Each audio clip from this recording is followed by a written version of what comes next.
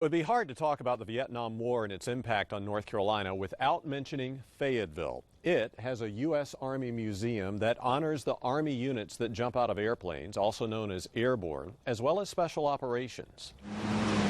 In the heart of downtown Fayetteville, and under the watchful eyes of Iron Mike, a statue representing a paratrooper who's just jumped into battle in World War II, the Airborne and Special Operations Museum is among North Carolina's top tourist destinations. We see between 125 and 175,000 people a year. The two fully deployed parachutes in the lobby prepare you for a journey unlike none other, a journey produced and directed by the Army itself. This museum was designed and still goes forward. It's not political. And so what they do is they strictly work on the exploits and history of the Airborne and Special Operations soldiers. So you hear what they did, not why they did it. Walk through the main doors and you'll see history from 1940, when the Army's original parachute test platoon jumped out of an airplane.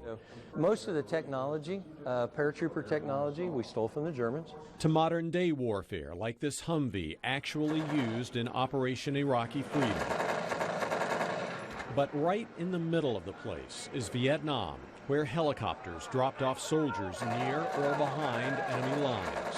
That's how they come and got us and took us out in the field. It's a scene all too real for Vietnam combat veteran James Brown. Well, on the helicopter behind us, you have the cowboy emblem, which was the group of the chopper pilots that flew us in and out all the time. I thought it was ironic that it happened to be here.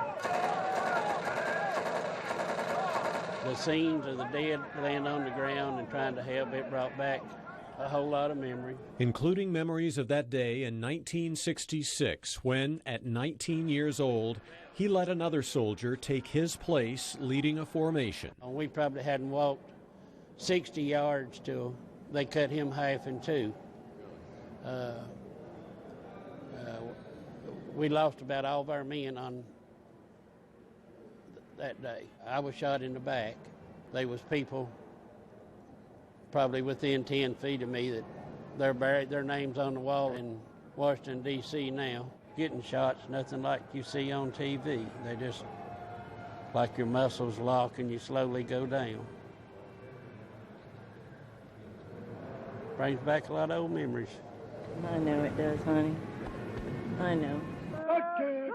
Brown ended his Army career here at Fort Bragg a couple of years later, helping train other airborne soldiers who were about to head to where he had just been. Thousands and thousands of soldiers went through Fayetteville on their way to Vietnam. Fayetteville's just down the road from Fort Bragg, and like what happened in a lot of military towns during that time, Hay Street, the city's downtown thoroughfare, became a haven for bars and strip clubs, all of which started to come down in the early 1980s. Well, today along Hay Street, trees line the sidewalks. All of those adult businesses gone. In fact, this museum sits on the very site one of those businesses used to stand. So this place not only helped change history, it became and still is a place that preserves it.